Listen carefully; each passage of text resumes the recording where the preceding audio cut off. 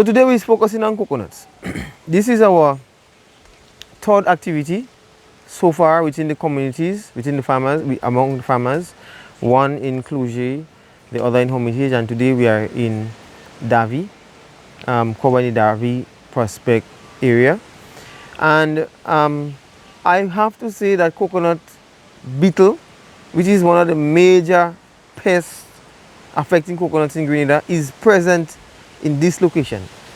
And because I've heard the cry of one of the farmers who have lost about 50 coconuts, I saw it as an opportunity to gather the farmers together to make them aware, sensitize them, and to elaborate a little bit more on the coconut pest problem we have in Grenada, how we can control it. It is very easy to control, and so forth. So today let's jump straight into it. As you are aware, the Ministry of Agriculture is bringing in 12,000 coconuts, seed nuts from Mexico. CADI and GCNA is bringing in 1,800, which makes us about 3,000 plus seed nuts that will be distributed among farmers. Some will be kept back into a germplasm, so more seed nuts can be generated from that. The seed nuts that are being imported, you can use them for culinary purpose. You can cook with them. The water will be there for you to use. But most of all, you can use the same seed nut to get new plants, to either sell or to expand your field. So whilst the Ministry of Agriculture is sensitizing you, the farmers, on the pest problem, because it's critical at this point to start controlling the pests, see where the pest is of in high population, bring it down to a very lower population so that all the farmers can benefit who really wants coconut. If you look back in history, Darvey is one of the areas where coconut was a main crop. And as a little boy going on the beach Darvey, when they was casting the net, you would leave some of that fine bag full of coconuts. Today, you cannot see that. Persons who used to be doing coconut oil from Darvey area would be selling coconuts, coconut oil, all the way as far as Victoria, some further than that. Back in the 80s and 90s, early 90s, and no, not Lassini. It was on the beach where they cast the net, where my uncle used to cast it. I saw a little boy in the net. So it was all of that, yeah. So I know coconut was a major crop in this area here, and we're looking to actually bring back the crop as one of the main producing crop among the farming community. Coconut, as a point, coconut is one of the only crop that you can plant and have it for 30 years as a dwarf, that gives you an income every month, or as an oil nut for 60 years, giving you an income for that 60 years, which means that it passes nutmeg, it passes cocoa, it passes banana, root crops. It is the only crop that you can rely on if there's a major flood that would not have a problem. So here coconut is a major player, but it's very underrated. Additionally, it's part of our national dish. So coconut pests here today. Why we are doing this? We are doing this because, as I said earlier, we want to bring the population down. So farmers who really want the plant to establish half an acre, 1 acre, 2 acres can actually put a crop in the field and intercrop with other crops with guidance from the Extension Office, with guidance of the Agronomy Division, and with guidance of the Pest Management Unit. So that's why we're sensitizing you now, so we can have an idea of who you are. So when the application comes for the planting material, we know where we're going, we know who we're dealing with. You have been as part of the training. And this training is critical, because you, the farmer, will have to go back now from this training to establish put up a bucket trap. The pheromone, Farm and Garden has the pheromone for sale. Yeah? The Ministry of Agriculture, it is depleted. Farm and Garden has a pheromone for sale. Farmers, I'm letting you know, it is not very expensive. Right? The pheromone is at Farm and Garden, and I'm asking you to go to Farm and Garden and purchase your pheromone. You get one of that, and you could organize that with your buckets. We'll look at the bucket trapping. So coconut has many pests. We have the red wing disease caused by the nematodes. We have the coconut weevil, which we are targeting here because the weevil attacks. When the weevil goes to your field, they spread the red ring disease. The larvae, the worms from the weevil, tunnels inside of your coconut tree, and you see that like 6 weeks, 8 weeks down the road, the tree is already dead. If you don't control them using the traps, they fly out, go to another tree, go to your neighbor's field. Your neighbor don't control theirs, you're trying to control yours. The population build up on that side, and then you have an issue that you have to deal with. This trap can, with the pheromone, can attract beetles about a 2-mile radius. Yeah? So everybody don't need to set a trap. Right? Everybody don't need to set a trap at this point.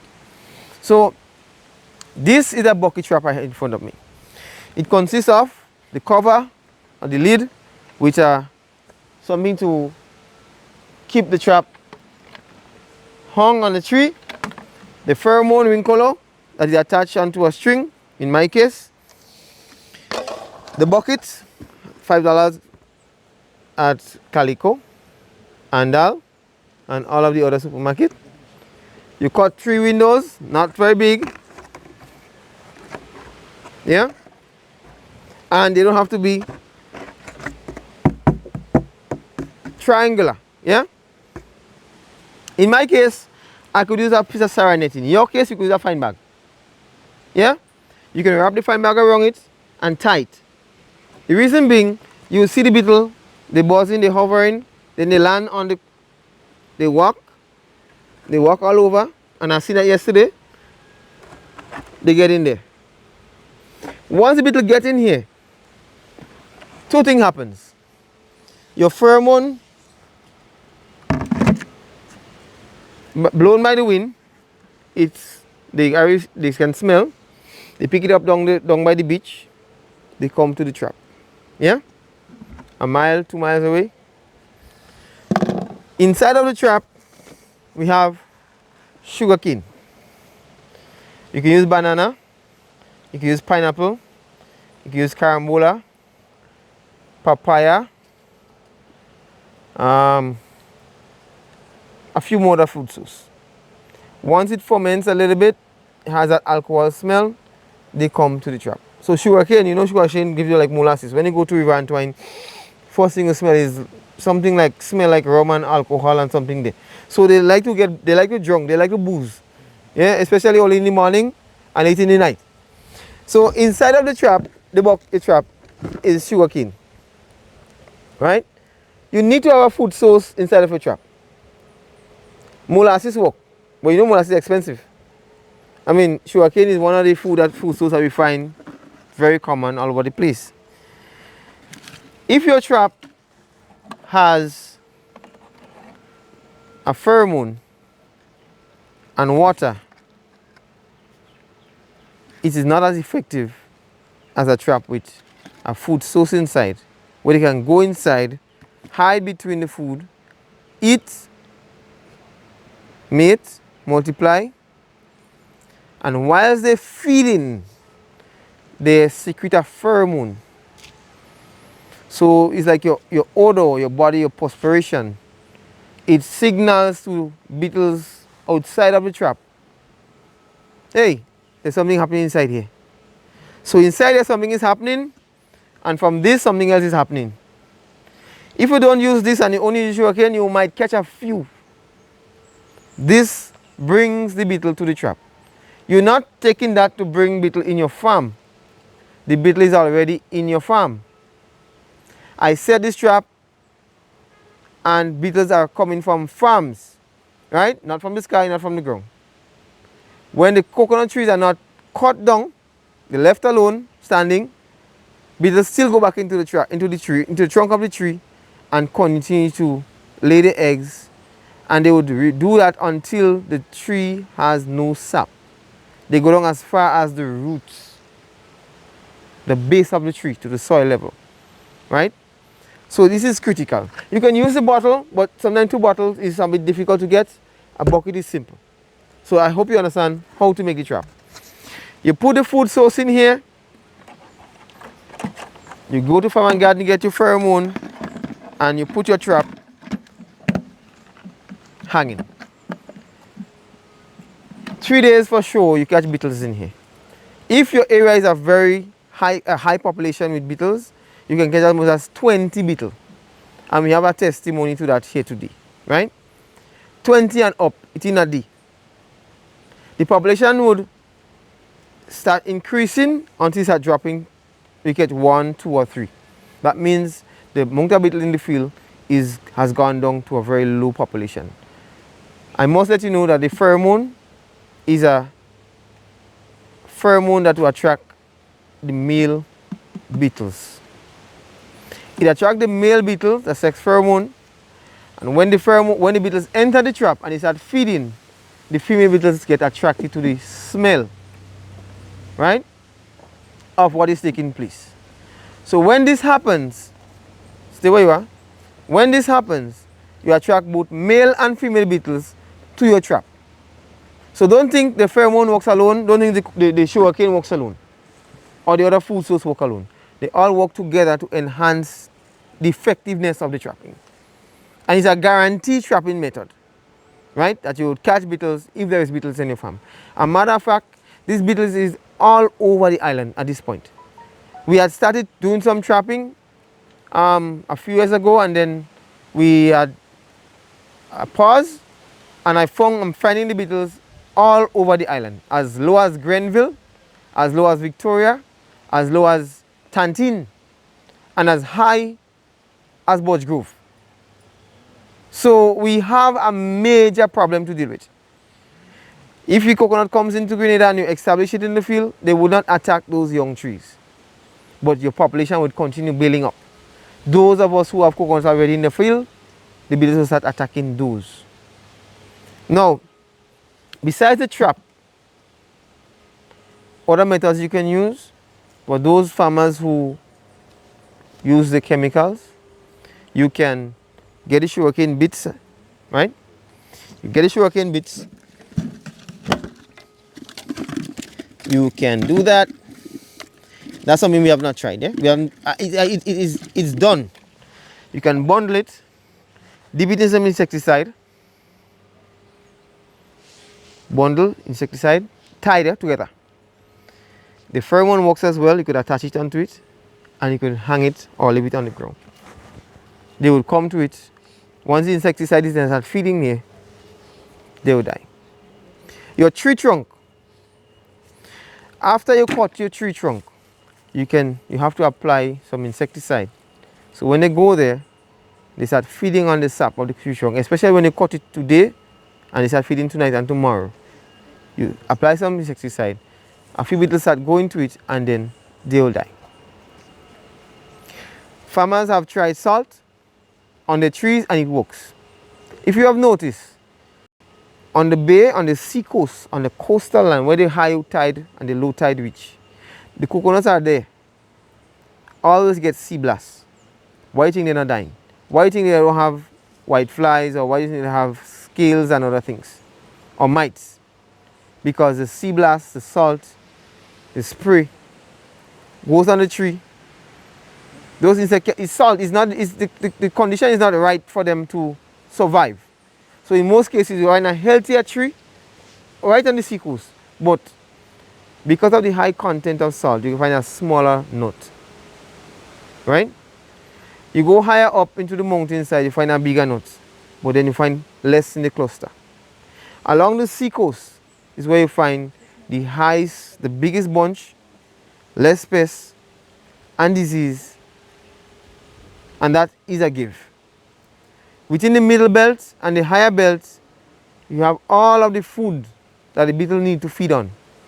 They will feed on the cocoa, they will feed on carambola, they will feed on the mango, they will feed on the mammy apple, they will feed on all pineapple, they will feed and these are food you can actually put in the trap. They will feed on all of these in the middle belt, the higher belt, and the very high areas. And they will remain there and travel. Right? So that you have to understand when it comes to the beetle. How do you identify a tree that has been affected by coconut beetle? The yellow dwarf, the orange dwarf, the green dwarf, and the oil nuts. We have no coconut tree in Grenada. As a matter of fact, there is no coconut tree that is resistant or tolerant to a coconut beetle. The coconut beetle would be more active in the day, early morning and at night, and in the drier periods. And as you see into the drier period, they start attacking a lot of trees. So that's why we pull the population down and control it. Our technique that we're using now is use of biopesticide, Beauveria bassiana. Those who was in the training, we explained to you the Beauveria bassiana is a fungus that you find naturally from the soil. It was extracted, isolated, and multiplied. It's sold in packages at Remington Thompson. So if you're an organic farmer, you can use it, right? With approval from your certifying body. It gets between the wings and all of the other parts of the insect, and it starts growing like fungus and bread, moss and bread. As it grows, it goes inside of the beetle, feeds there, and paralyzes it. It dies. It's a product that has been tried. I see it used in Cuba, in sweet potato, in other pests, in sweet potato pests and other crops. Even the worms and stuff like icon, it works in other crops, right? So the idea, our initiative is to start to catch the beetles, inoculate them, release them. When you release them, they fly and look to mate with the others or try to go to a tree. They bring the spores of the Beauveria on their bodies to that area. It spreads, they get in contact with other beetles, and as they get in contact with other beetles, it spreads and passes on from one to another.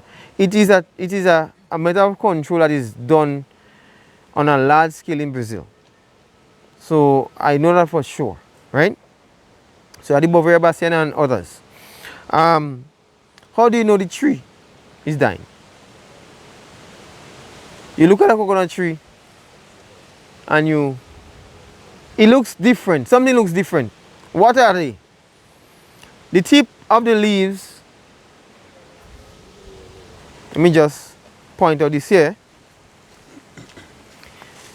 The tip end of the leaves here, everybody can see me, start getting brown. And they happen 1, 2, and maybe 3. Right? Almost at the same time. The tip of the leaves start getting brown and it start dying back, go inside. And all of the 3 of them, you see it happening. Those that are lower down, not as yet. If your tree has coconuts on them, you see the young one, the very small one, they ain't keeping. The fruit, the what you call the broom or the branch or the bunch, they're getting dry. All the bigger coconuts falling off now. Then you start seeing the tree oozing of water on one side. That time the beetle already start making soup inside it.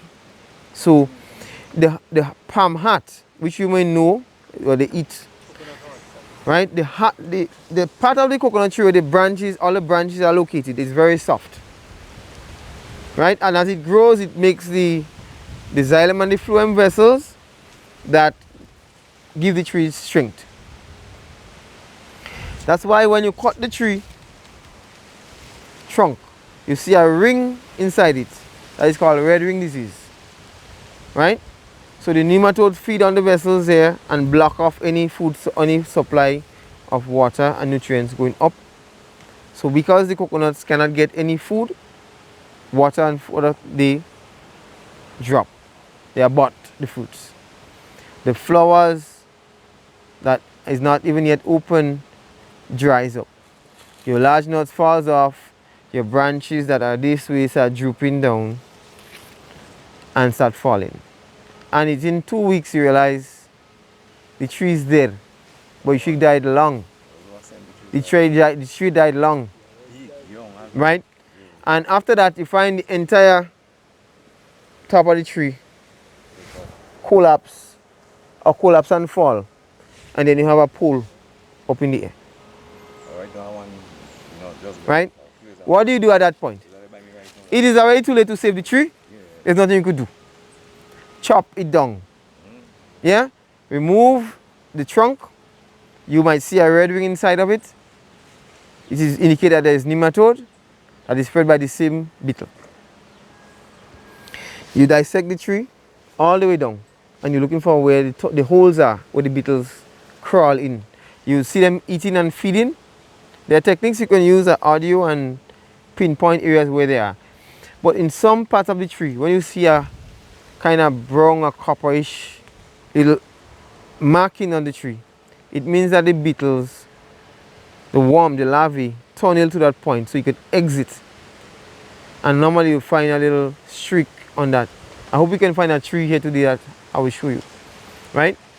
So we have the beetle doing that. We have the mites, the coconut mites, which cause scab on the tree, but it's not the major issue here today.